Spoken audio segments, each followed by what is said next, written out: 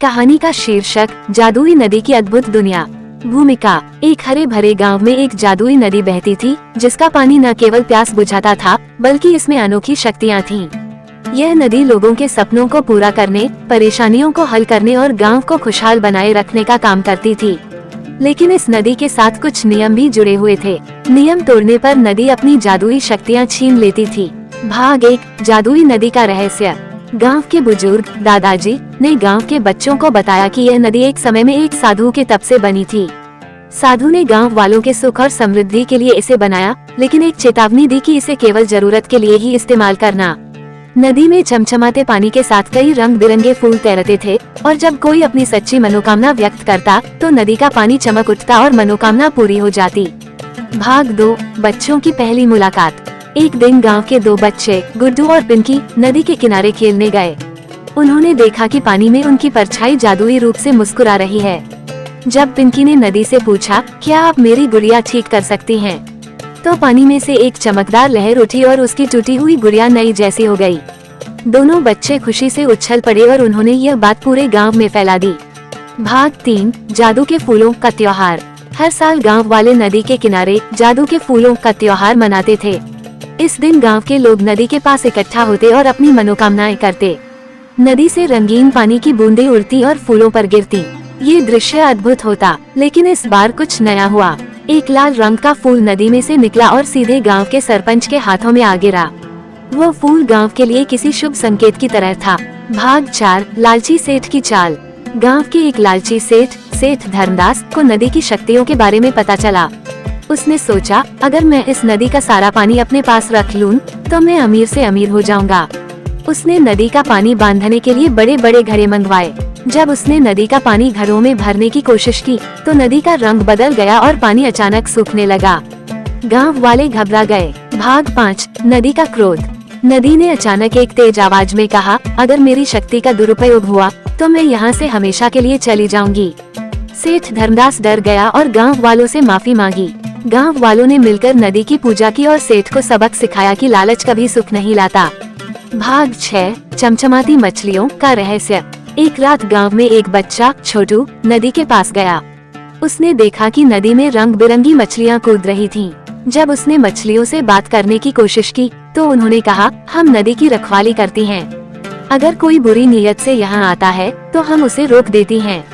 ये सुनकर छोटू ने गांव वालों को बताया और सबने मछलियों को धन्यवाद दिया। भाग 7, सुख समृद्धि की वापसी।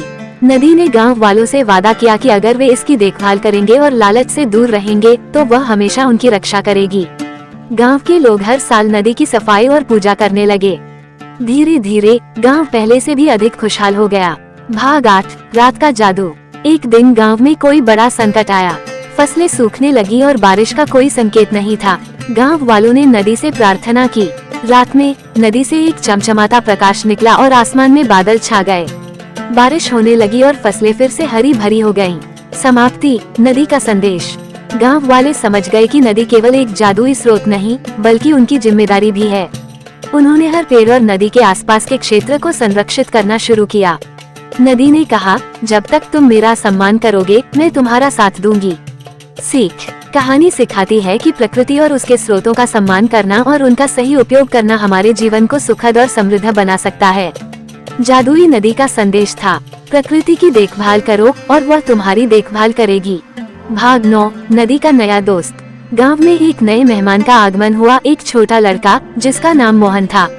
वह दूसरे गांव से आया था और उसका परिवार बहुत गरीब था।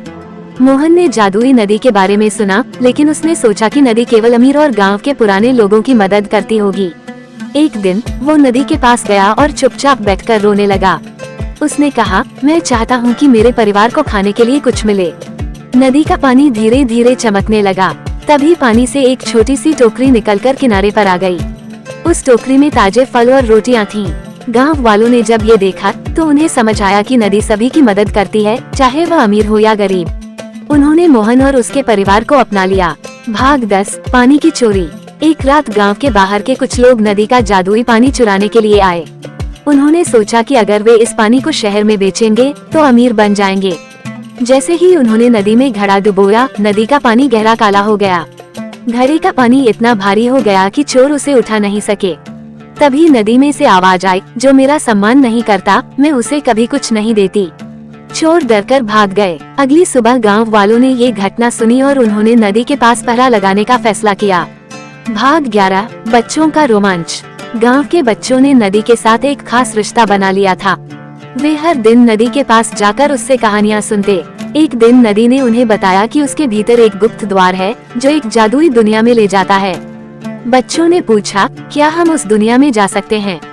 नदी ने कहा, तुम जा सकते हो, लेकिन केवल अगर तुम्हारे दिल में सच्चाई और अच्छाई हो।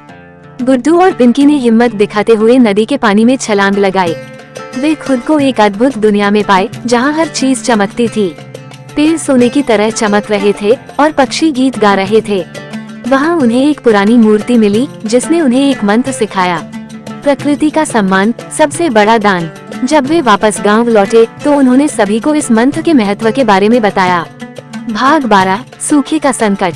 कुछ महीनों बाद गांव में भयंकर सूखा पड़ा। नदी का पानी कम हो गया और गांव वाले परेशान हो गए। उन्होंने नदी से पूछा, क्या तुम हमारी मदद करोगी? नदी ने कहा, मैं तुम्हारी मदद कर सकती हूँ, लेकिन तुमने पेड़ों को काटकर मेरा नुकसान किया है।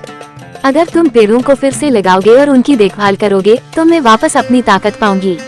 गांव वालों ने तुरंत काम शुरू किया। उन्होंने सैकड़ों नए पेड़ लगाए और नदी के किनारे की सफाई की। धीरे धीरे नदी का पानी वापस बढ़ने लगा और बारिश भी हुई। भाग 13 नदी का जादुई तोहफा। एक दिन नदी ने गांव वालों को एक खास तोहफा दिया। पानी से एक चमकदार पत्थर निकला जो हर समय रोशनी देता था। इस पत्थर को गांव के बीच में रखा गया और यह रोशनी गांव को अंधेरे से बचाती थी। नदी ने कहा, ये पत्थर तुम्हारी ईमानदारी और मेहनत का इनाम है, इसे संभाल कर रखना। भाग 14 नदी का अंतिम संदेश। गांव वाले अब समझ चुके थे कि जादुई नदी केवल जादू नहीं बल्कि उनके जीवन का आधार थी। उन्होंने हर साल नदी महोत्सव मनाने का फैसला किया, जहां वे नदी को धन्यवाद देने के लिए फूल, दीप और गीत अर्पित करते। नदी ने एक दिन कहा, याद रखना, अगर तुम प्रकृति का ख्याल रखोगे तो मैं हमेशा तुम्हारे साथ रहूंगी, लेकिन अगर तुमने लालच और स्वार्थ दिखाया तो मैं हमेशा के लिए चली जाऊंगी। समाप्ति और सीख। इस कहानी का अंत नदी और गांव के लोगों के साथ उनके अटूट रिश्ते को दर्शाता है। जादुई नदी सिखाती है कि हमारी पृथ्वी और उसके प्राकृतिक संसाधन अनमोल हैं। उनका सही उपयोग और देखभाल हमें सुख और समृद्धि दे सकते हैं। गांव वालों ने अपनी जादुई नदी के साथ जीना सीख लिया और आने वाली पीढ़ियों को भी यही सिखाया। प्रकृति का सम्मान करो, तभी तुम्हारा जीवन सच्चे अर्थों में जादुई बन सकता है। भाग 15 जादुई पानी का असर। एक दिन गांव की गायें और बकरियां नदी का पानी पीने के बाद अलग अलग तरह से व्यवहार करने लगीं। एक गाय तेजी से दौड़ने लगी, मानो उसे घोड़े की ताकत मिल गई हो। एक बकरी हवा में ऊंची छलांग लगाने लगी। गांव वाले ये देखकर चकित हो गए। दादाजी ने समझाया, यह नदी केवल इंसानों के लिए नहीं, जानवरों के लिए भी है। लेकिन ध्यान रखना, इसका जादू केवल कुछ समय तक ही रहता है और इसका दुरुपयोग कभी मत करना। गांव वाले अब अपने जानवरों को भी नदी के पास लेकर जाते, लेकिन हमेशा नियमों का पालन करते। भाग 16 नदी में छुपा खजाना। गुड्डू और पिंकी को नदी के पास एक चमकती चीज मिली। उन्होंने नदी से पूछा, यह क्या है? नदी ने बताया, यह एक जादुई सीप है। इसे खोलने पर जो भी सच्ची मनोकामना की जाएगी वह पूरी हो जाएगी। लेकिन याद रखना, मनोकामना स्वार्थी नहीं होनी चाहिए। गांव वालों ने मिलकर फैसला किया कि इस सीप का इस्तेमाल केवल तब करेंगे जब पूरे गांव को कोई बड़ी समस्या होगी। इस तरह गांव में एकता और समझदारी की भावना और गहरी हो गई। भाग 17 रात के अद्भुत रंग। एक पूर्णिमा की रात नदी का पानी 7 अलग अलग रंगों में चमकने लगा। गांव वाले नदी के पास इकट्ठा हो गए और यह अद्भुत दृश्य देखने लगे। तभी नदी ने कहा, ये रंग तुम्हारे गांव की अच्छाई और सच्चाई के प्रतीक हैं। अगर तुम अपनी अच्छाई बनाए रखोगे तो मैं हमेशा इसी तरह रंगीन रहूंगी। गांव वालों ने उस रात को रंगों की रात के रूप में मनाने का फैसला किया। हर साल वे इस दिन दीप जलाते और रंग बिरंगे कपड़े पहनते। भाग 18 नदी की चुनौती। गांव के बच्चों ने एक दिन नदी से पूछा, क्या तुम हमें कोई चुनौती दे सकती हो? नदी ने मुस्कुराते हुए कहा, अगर तुम बिना किसी स्वार्थ के एक दूसरे की मदद करोगे तो मैं तुम्हें एक और तोहफा दूंगी। बच्चों ने मिलकर गांव के बुजुर्गों की मदद करना शुरू किया। उन्होंने घरों की सफाई की, खेतों में काम किया और अपने दोस्तों की परेशानियां हल की। जब नदी ने उनकी मेहनत देखी तो उसने उन्हें एक सुनहरी नाव दी।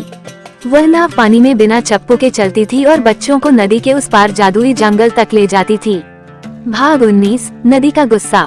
गांव के कुछ युवक नदी के साथ मजाक करने लगे। उन्होंने नदी में कूड़ा फेंकना शुरू कर दिया। नदी धीरे धीरे काली और गंदी हो गई।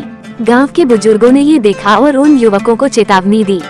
नदी ने अचानक अपनी जादुई शक्ति को बंद कर दिया। पानी अब साधारण हो गया और मनोकामनाएं पूरी होना बंद हो गईं। तब युवकों ने अपनी गलती मानी और नदी से माफी मांगी। उन्होंने नदी की सफाई की और उसे पहले जैसा सुंदर बना दिया। नदी ने एक बार फिर अपनी जादुई शक्ति लौटाई। भाग 20 जादुई पुल की कहानी। नदी ने एक दिन गांव वालों को एक जादुई पुल दिया। ये पुल केवल उन्हीं लोगों के लिए दिखता था जो अपने दिल में सच्चाई और अच्छाई रखते थे। इस पुल ने गांव को नदी के उस पार के जंगलों और दूसरे गांवों से जोड़ा। लोग अब एक दूसरे के साथ व्यापार करने लगे और अपनी खुशियां बांटने लगे। नदी ने कहा, ये पुल तुम्हारे रिश्तों को मजबूत करने का प्रतीक है। भाग 21 संगीत की लहरें। एक दिन गांव के संगीतकार नदी के पास आए। उन्होंने अपनी बांसुरी और ढोल बजाए। नदी का पानी उनके संगीत से तालमेल बिठाने लगा। पानी की लहरें संगीत की धुन पर नाचने लगी। नदी ने गांव वालों से कहा, संगीत में वह ताकत है जो मन को शुद्ध कर सकती है। इसे अपनी जिंदगी का हिस्सा बनाओ। गांव वालों ने हर महीने संगीत उत्सव मनाने का फैसला किया। भाग 22 नदी का आशीर्वाद। गांव के एक बुजुर्ग जो बहुत बीमार थे ने नदी से प्रार्थना की, मुझे शक्ति दो ताकि मैं अपने जीवन के आखिरी दिन गांव की सेवा में बिता सकूं। नदी ने उन्हें आशीर्वाद दिया और उनका स्वास्थ्य बेहतर हो गया। उन्होंने गांव के बच्चों को खेती और पेड़ों की देखभाल करना सिखाया। उनकी मेहनत से गांव में नई हरियाली आई। भाग 23 नदी का भविष्य। नदी ने गांव वालों से कहा, मैं हमेशा तुम्हारे साथ रहूंगी, लेकिन मेरी सुरक्षा तुम्हारे हाथों में है। अगर तुम मुझे स्वच्छ और संरक्षित रखोगे तो मैं तुम्हारी पीढ़ियों की मदद करूंगी। गांव वालों ने ये वादा किया और बच्चों को सिखाया कि जादू केवल कहानियों में नहीं बल्कि प्रकृति की हर चीज में होता है। अंतिम संदेश। गांव और जादुई नदी का रिश्ता केवल पानी तक सीमित नहीं था। यह एक ऐसा रिश्ता बन गया जो हर व्यक्ति के जीवन को सिखाता था कि प्रकृति की देखभाल करना ही असली जादू है।